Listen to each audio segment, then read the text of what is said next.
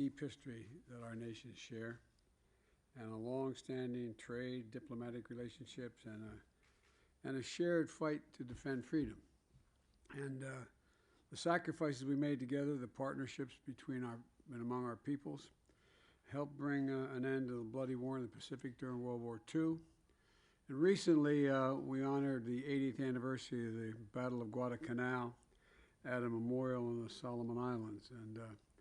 And today, security in the Pacific and for the Pacific Islanders remains as critical as ever to us, and I hope to you as well, to secure the security of America, quite frankly, and the world depends on your security and the security of the Pacific Islands, and I really mean that. So this summit is also about deepening our enduring commitment to each other and our shared future.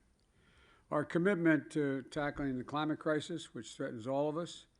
We're seeing the consequences of climate change around the world very vividly, including in the United States right now.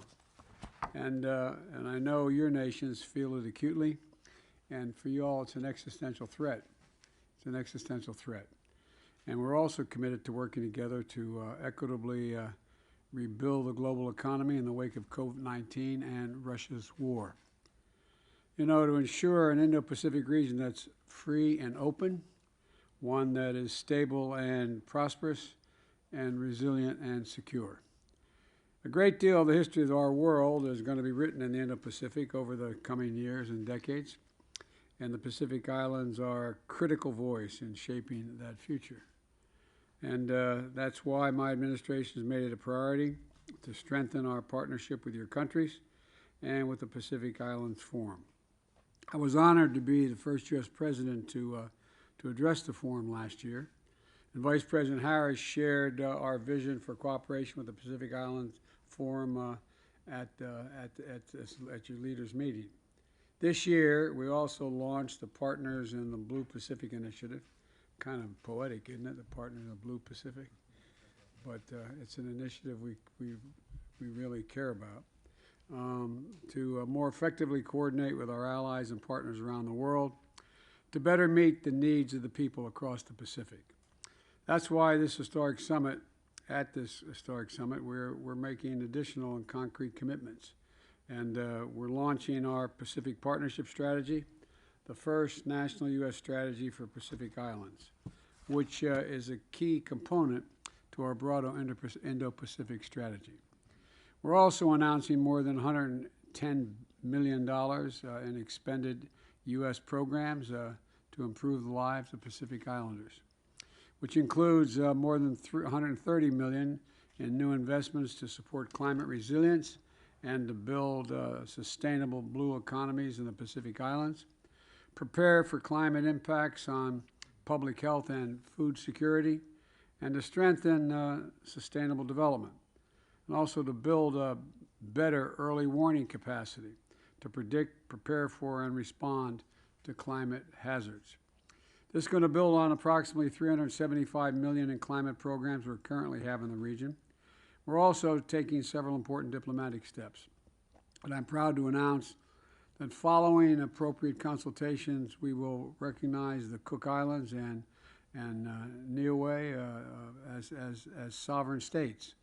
And we look forward to successfully concluding negotiations for a compact free association with three of our closest partners in the region, the Federated States of Micronesia, the Republic of the Marshall Islands, and the Republic of Palau. The United States is committed to consulting with all of you and engaging collaboratively at every turn, because it's very much in our interest as well as I hope yours. That's what this summit is all about. And with your permission, I'd also like to briefly address the shameless and transparent effort by Russia to annex parts of neighbor Ukraine. The United States, I want to be very clear about this, the United States will never, never, never recognize Russia's claims on Ukraine's sovereign territory. This so-called referendum was a sham, an absolute sham. The results were manufactured in Moscow. And the true will of the Ukrainian people is evident every day as they sacrifice their lives to save their people and maintain the independence of their country. and in defense of freedom as well. Russia's assault on Ukraine in pursuit of Putin's imperial ambitions is a flagrant violation of the UN Charter and the basic principles of sovereignty and territorial integrity. I'm grateful to the Pacific Island leaders for standing up for these basic principles and for your strong moral leadership on global issues at the United Nations. And I'm looking forward to hearing from all of you, and I'm even looking forward to, hosting you at the White House tonight for dinner. I don't know what's on the menu yet, but I hope it's good. But all kidding aside, I'm looking forward to seeing you tonight, and I'm going to turn it over to Secretary Blinken. Thank you very much, Mr. President.